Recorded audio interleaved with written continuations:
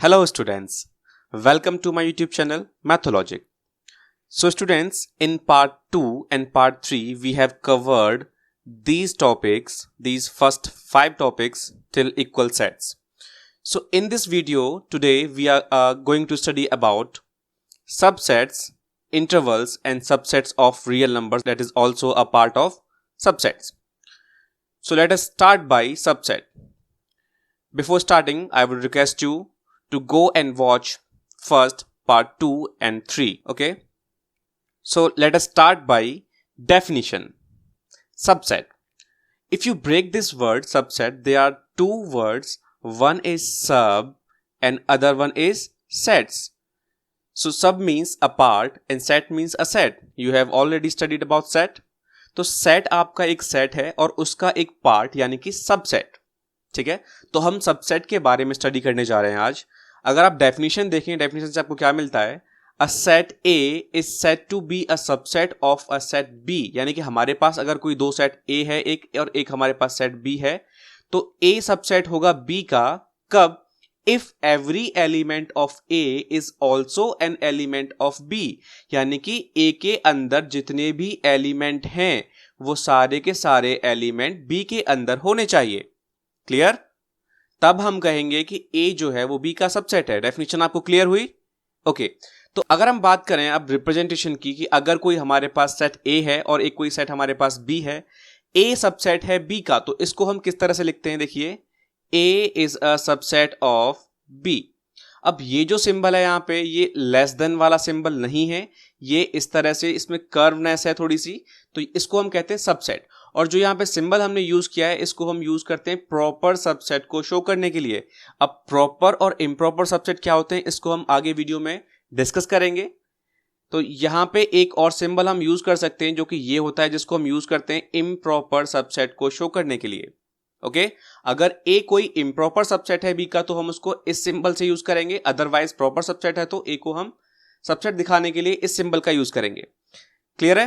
तो अब हम बच्चों बात करते हैं, मैं आपको कुछ एग्जाम्पल देके इलस्ट्रेट करता हूं कि हम किस तरह से किसी भी एक सेट को दूसरे सेट का सबसेट शो कर सकते हैं. तो देखिए, मेरे पास एक सेट है A which contains 1, 2, 3. There are 3 elements in set A and there's another set B which contains 1, 2, 3, 4 and 5. So basically I have two sets, set A and set B. Clear?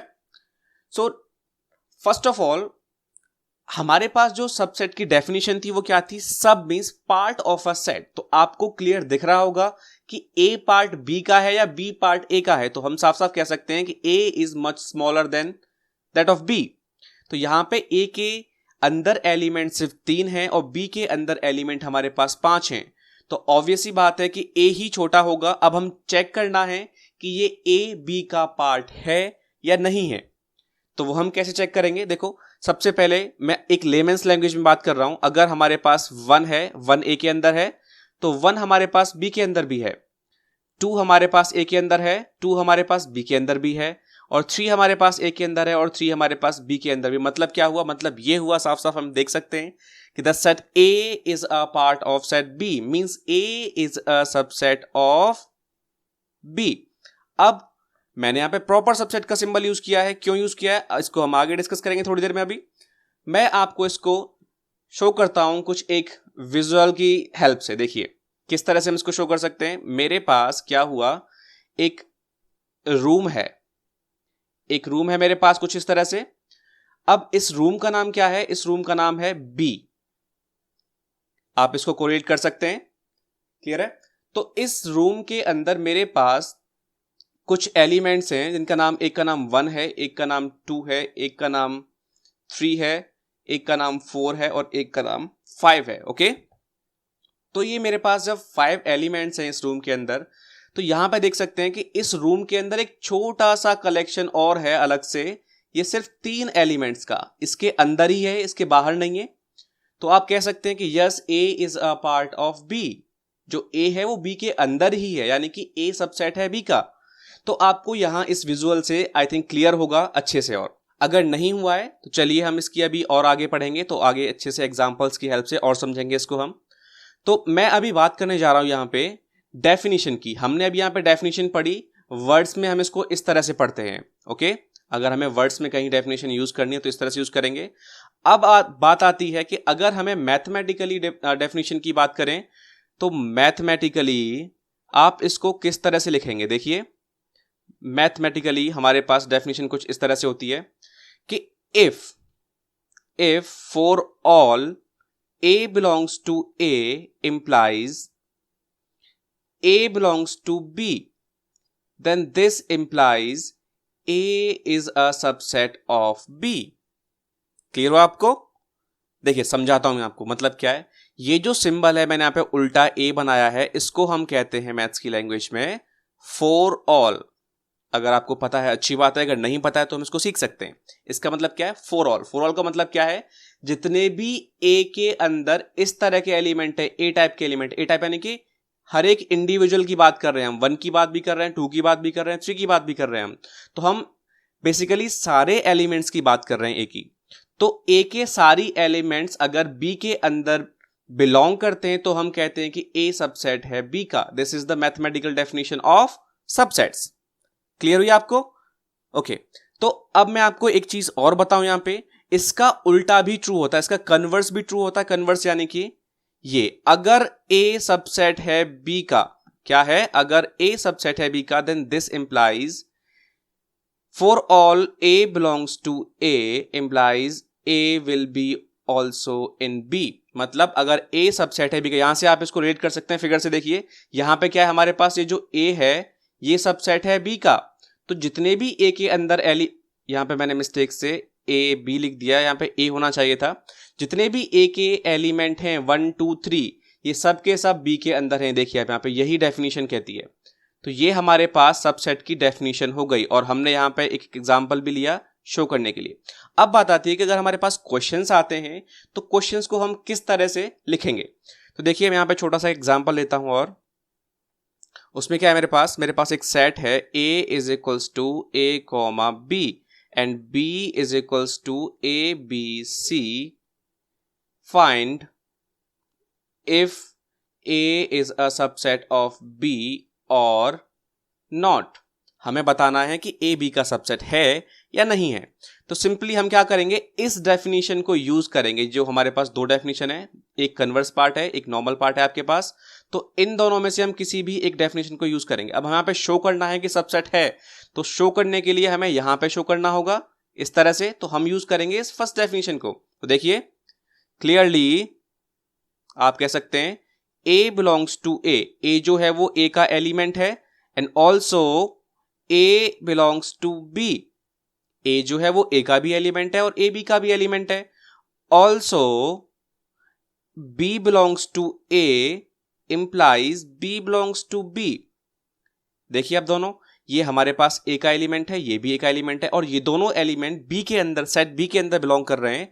अगर मैं इन दोनों कंडीशंस को combine कर दूं तो हम कह सकते हैं clearly for all a belongs to a implies a belongs to b, then this implies a is a subset of b। तो हम कह सकते हैं कि यस, इसका आंसर क्या हुआ, yes a is a subset of b। तो आपको इस एग्जाम्पल की हेल्प से समझ में आया हुआ कि हमें क्वेश्चंस किस तरह से अटेम्प्ट करने हैं अगर आपके कभी एग्जाम में पूछे जाते हैं तो। ओके, अदरवाइज सबसेट शो करना बहुत इजी है। आपको सिर्फ एलिमेंट्स को चेक करना होता है कि ये एलिमेंट दूसरे सेट में बिलोंग कर रहा है या नहीं कर रहा है। ओके, तो अब हम बात करते हैं बच्चों, कुछ हमारे पास कंक्लूजन्स हैं सेट्स के बारे में, स्पेशल उनकी कुछ आइडेंटिटीज हैं। देखिए किस तरह से।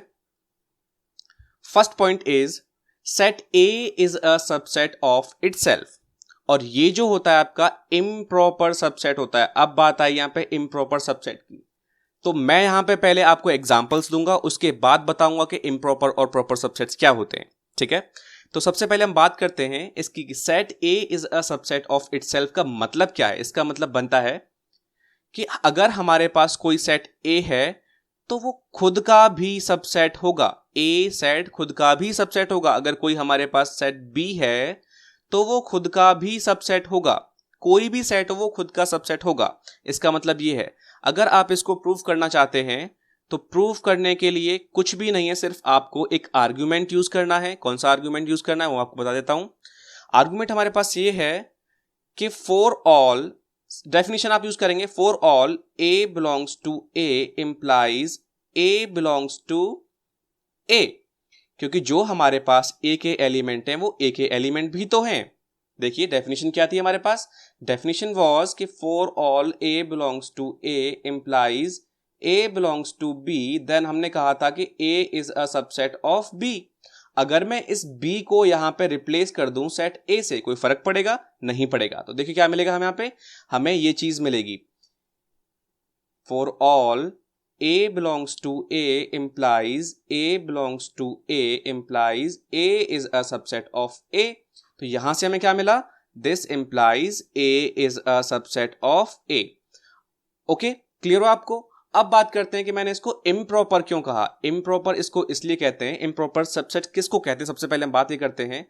तो मैं इसको आपको एक एग्जाम्पल की हेल्प से समझाने की कोशिश करता हूं। देखिए, अगर मेरे पास कोई एक सेट A है जिसके अंदर 1 2 3 4 ये एलिमेंट्स हैं, ओके, तो ये इसके कौन से सबसेट इम्प्रॉपर होंगे? मैं इसके कुछ सबसेट लिखता हूं। A1 इसका एक सबसेट है जिसके इसके अंदर एलिमेंट है 1 2। A2 इसका एक और सबसेट है जिसके अंदर एलिमेंट्स हैं 2 3 एंड 4। एंड A3 मेरे पास एक और सबसेट है जिसके अंदर है 1 2 3 एंड 4। अब आप कहेंगे कि जो A के अंदर एलिमेंट है वही एलिमेंट तो A3 के अंदर है, तो क्या दिक्कत है? हो सकते हैं, बिल्कुल हो सकते हैं। अभी हमने कहा था कि A इज अ सबसेट ऑफ A, तो ये भी इसका एक सबसेट होगा। ओके, तो अब आते हैं, देखिए यहां पे हमारे पास जो A1 है इसके अंदर सिर्फ 2 एलिमेंट हैं और A के अंदर कितने एलिमेंट हैं? 4। तो यहां से आपको दिख रहा है कि cardinality of A is equals to 4। Cardinality क्या होती है? कार्डिनलिटी किसी भी सेट के अंदर जितने भी एलिमेंट्स हैं उनके नंबर को हम कार्डिनलिटी कहते हैं। Cardinality of A1 is equals to 2, cardinality of A2 is equals to 3 and cardinality of A3 is equals to 4। तो सबसे पहले आप देख सकते हैं कि जितने एलिमेंट A के अंदर हैं उतने ही एलिमेंट इस सबसेट A3 के अंदर हैं। तो इम्प्रॉपर सबसेट वो सबसेट होते हैं आपके जो सेट के बराबर होते हैं। मैं डेफिनेशन यहां पर लिख देता हूं, an improper subset is a subset containing every element of the original set। ठीक है, ये क्या है हमारे पास? ये हमारे पास इम्प्रॉपर सबसेट की डेफिनेशन है। तो डेफिनेशन कहती है कि इम्प्रॉपर सबसेट वो सबसेट होता है जो कि ओरिजिनल सेट के सारे एलिमेंट्स को अपने अंदर रखता है। तो हमारे पास यहाँ पे ओरिजिनल सेट कौन सा है? ओरिजिनल सेट हमारे पास है A, यानी कि 1 2 3 4 वाला। अब ये जो A3 है वो भी क्या है? एक सबसेट है, बट इसके अंदर एलिमेंट्स कौन से हैं? 1 2 3 4, यानी कि जो ओरिजिनल सेट है हमारे पास उसके सारे एलिमेंट्स इस सबसेट के अंदर बिलोंग करते हैं। इसका मतलब क्या हुआ? A3 here, A3 is an improper subset of set A। तो अब यहां से हमने क्या देखा कि किसी भी एक ही सबसेट के अंदर ऐसा हो सकता है। ठीक है, अब सबसेट कैसे बनते हैं वो आपको हम आगे बताएंगे। पावर सेट के अंदर कितने सबसेट हो सकते हैं किसी भी एक सेट के। तो बेसिकली यहां पे मेरे पास सिर्फ 3 ही है अभी, वैसे इस सेट के टोटल 16 सबसेट बनेंगे। ठीक है, बट उनमें से सिर्फ एक ही सबसेट ऐसा होगा जिसके अंदर 4 एलिमेंट होंगे। तो यहां से हमें एक चीज तो क्लियर हुई। क्या चीज क्लियर हुई? कि there is only one improper subset for every set. क्या क्लियर है यहां से कि किसी भी एक सेट के लिए इम्प्रॉपर सबसेट कितने हो सकते हैं? सिर्फ एक हो सकता है। वो कौन सा होगा? जो अपने ओरिजिनल सेट के सारे एलिमेंट्स को कंटेन करेगा। तो आपको इम्प्रॉपर सबसेट की डेफिनेशन क्लियर हुई और आपको रिजल्ट भी क्लियर हुआ।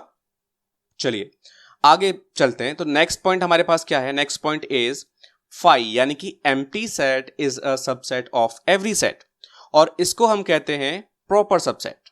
ठीक है, अब प्रॉपर सबसेट्स क्या होते हैं वो भी मैं आपको भी बताऊंगा। तो फाई की बात करें सबसे पहले हम कि फाई किसी भी सेट का सबसेट कैसे हो सकता है। तो इसके लिए भी एक सिंपल आर्गुमेंट है हमारे पास कि बच्चों फाई के अंदर क्या होता है, फाई के अंदर कुछ भी नहीं होता। जब आप फाई को लिखते हो सेट बिल्डर फॉर्म में तो फाई क्या होती है, फाई सिर्फ ये होता है, यानी कि इसके अंदर कुछ भी नहीं है, there is nothing void, this is just empty space. ठीक है, तो यहां कुछ भी नहीं है। तो आप किस एलिमेंट को दिखाओगे कि ये इस सेट के अंदर बिलोंग करता है, जब यहां पे कुछ है ही नहीं। जब यहां पे कुछ भी नहीं है तो हम क्या कहेंगे, हम ये कहेंगे कि ये हर सेट के अंदर बिलोंग करता है, यानी कि phi is a subset of every set. चाहे किसी भी सेट के अंदर एक एलिमेंट हो, दो एलिमेंट हो, तीन एलिमेंट हो, कुछ भी एलिमेंट हो, फाई हमेशा उसका एक सबसेट रहेगा। अब इसको प्रॉपर सबसेट क्यों कहते हैं, तो सबसे पहले हम बात कर लेते हैं प्रॉपर सबसेट की डेफिनेशन की। तो मैं यहां पे लिखता हूं प्रॉपर सबसेट की definition. Proper set of a set A is a, proper subset की बात कर रहे हैं हम, proper subset of a set A is a set which is not equal to A. Clear हुआ आपको कि अगर कोई एक ऐसा सबसेट है जो कि ए यानी कि ओरिजिनल सेट के बराबर नहीं है, that set is to be called proper subset. अगर मैं इसी एग्जांपल की बात करूं, यहां पे आप देख सकते हैं हियर इज A1, A1 के अंदर सिर्फ दो एलिमेंट हैं और A के अंदर चार एलिमेंट है, तो these two sets are not equal. तो A1 is a proper subset of A। A2 की बात अगर मैं करूं, यहां पे देखिए तो A2 के अंदर 2 3 4 यानी कि 3 एलिमेंट्स हैं, and here in A there are 4 elements, so clearly the cardinality of A2 is less than that of A, means A2 is a subset of A, but A3, the cardinality of A3 is 4 and that of equals to A। तो यहां पे हम क्या कहेंगे कि A और A3 आपके कैसे, A का A3 क्या है, इम्प्रॉपर सबसेट है। क्लियर है आपको, प्रॉपर सबसेट आर दो subset which are not equal to original set. Clear, और इम्प्रॉपर सबसेट क्या होंगे, जो आपके ओरिजिनल सेट के बराबर हो, उसके इक्वल हो। तो ये टॉपिक हमारा यहीं पे फिनिश होता है, इसके कुछ एग्जांपल्स हम बाद में देखेंगे। Okay, so here is the example which says let A, B and C be three sets. If A belongs to B and B is subset of C, is it true that A is a subset of C? If not, give an example. तो यहां पे हमारे पास एक question है जो कि बहुत ही important question है। कैसे, देखिए यहां पे हमारे पास तीन सेट हमें दिए गए हैं A, B और C, और उनके बारे में हमें कुछ नहीं कहा गया है, सिर्फ कुछ रिलेशन दिए गए हैं। कौन से, एक रिलेशन ये है कि जो सेट A है वो B के अंदर बिलोंग करता है। ध्यान से समझना इस बात को, वो B के अंदर बिलोंग करता है। बिलोंग करना और सबसेट, इन दोनों सिंबल्स में फर्क है। फर्क क्या है अभी आपको मैं समझाऊंगा। और दूसरी कंडीशन हमारे पास क्या है कि B एक सबसेट है C का। अगर इन दोनों कंडीशन को सेटिस्फाई करते हुए हमारे पास ऐसे कोई तीन सेट ए बी सी हैं, तो अब हमसे पूछता है कि क्या ये ट्रू है कि ए सबसेट होगा सी का, इसने हमसे ये पूछा है। और साथ में हमसे ये भी कहा है कि if not give an example. तो बच्चों इसका जो आंसर है, पहले मैं एग्जांपल लिखता हूं, उसके बाद आप खुद इसका आंसर बताएंगे कि ये इसका सबसेट होगा या नहीं होगा। तो let us consider three sets. First of all A which contains only one, इसके अंदर एलिमेंट क्या है, सिर्फ वन इसका एलिमेंट है। Okay, another set B which contains one as a subset and two, अभी मैं इस पे आता हूं, ठीक है, and C which has B as its subset, B जिसका एक सबसेट है और उसके अलावा मैंने एक 3 एलिमेंट इसमें रख दिया। तो अब हम बात करते हैं इन दोनों कंडीशन की कि ये सेटिस्फाई होती हैं या नहीं होती हैं। तो सबसे पहले देखिए A बिलोंग्स टू B, यानी कि A जो सेट है वो B का मेंबर होना चाहिए। तो A सेट कौन सा है आपका, A सेट आपका ये है। तो साफ साफ देख सकते हैं ये सेट इसके अंदर बिलोंग कर रहा है, यानी कि first condition is verified. Okay, come to the second one which says B is a subset of C, यानी कि जो B के अंदर एलिमेंट हैं वो एलिमेंट इसके अंदर होने चाहिए. ध्यान से समझना आप इस बात को. यहां पे हमसे कहा था कि A बिलोंग्स टू B, यानी कि जो A सेट है पूरा का पूरा सेट विद ब्रेसेस B के अंदर होना चाहिए. अब बात कर रहे हैं B सबसेट C का है, इसका मतलब क्या है कि जो B के एलिमेंट्स हैं वो C के अंदर होने चाहिए, ना कि पूरा सेट. तो यहाँ पे जो B के अंदर एलिमेंट्स कौन से हैं, सिंगलटन 1 सेट है और 2 है. तो देखिए सिंगलटन 1 भी है और 2 भी है, यानी कि सेकंड कंडीशन भी हमारी वेरीफाई होती है इन ABC 3 सेटों के लिए. तो अब हम इसको चेक करते हैं कि क्या A सबसेट है C का. देखिए डेफिनेशन क्या कहती है, बार बार मैं आपसे कहूंगा कि डेफिनेशन आप याद करें और बार बार उसको लिखें. तो हमारे पास डेफिनेशन ये थी कि if for all A belongs to A implies A belongs to B, then this implies A is a subset of B. ऐसा होता है कि अगर सारे एलिमेंट जो A के अंदर हैं वो B के अंदर बिलोंग करते हैं तो A सबसेट होगा B का. अगर ऐसा नहीं है तो सबसेट नहीं होगा. क्लियर है. तो यहां पे देखिए हमें शो करना, हमें बताना है कि A सबसेट है C का या नहीं. तो A और C के बारे में बात करेंगे हम. तो क्लियरली आप देख सकते हैं कि 1 बिलोंग्स टू A. आप देख सकते हैं कि जो 1 एलिमेंट है वो A के अंदर बिलोंग कर रहा है. एलिमेंट्स बिलोंग करते हैं, सेट सबसेट होते हैं. ओके, तो 1 बिलोंग कर रहा है यहां पे. अब इसके बाद दिस इंप्लाई करता है या नहीं करता देखते हैं. 1 आपको C के अंदर कहीं 1 दिख रहा है, ये 1 दिख रहा है, बट ये एक सेट है ना कि एलिमेंट. तो हम यहां पे कह सकते हैं, यहां पे ये इंप्लाई नहीं आएगा, but 1 does not belongs to C. अब जो आपकी डेफिनेशन थी कि A belongs to A implies A belongs to B, then A is a subset of B. अब यहां पे कंडीशन ही नहीं हो रही तो डेफिनेशन की हम बात कहां से करें. तो यहां से हम कह सकते हैं then this implies A is not a subset of C. Not a subset के लिए हम क्या करेंगे, सबसेट का सिंबल बना के उसको कट कर देंगे. तो यहां से आपको क्लियर हुआ कि किस तरह से हम शो किया हमने यहाँ पे कि 3 एग्जाम्पल कंस्ट्रक्ट किए, A लिया, B लिया, C लिया, फिर उसके बाद हमने जो कंडीशन हमें दी गई थी फुलफिल करने के लिए उसके अकॉर्डिंग हमने सेट ABC को कंस्ट्रक्ट किया. फिर हमने शो किया कि A is not a subset of C. तो यहां से हम कह सकते हैं clearly A is not a subset of C. And जो हमसे एग्जाम्पल पूछा गया था वो एग्जाम्पल क्या है आपका, हियर इज द एग्जाम्पल. आप ये जो आपके पास 3 सेट मैंने लिखे हैं ये आपका एग्जाम्पल है. Okay students,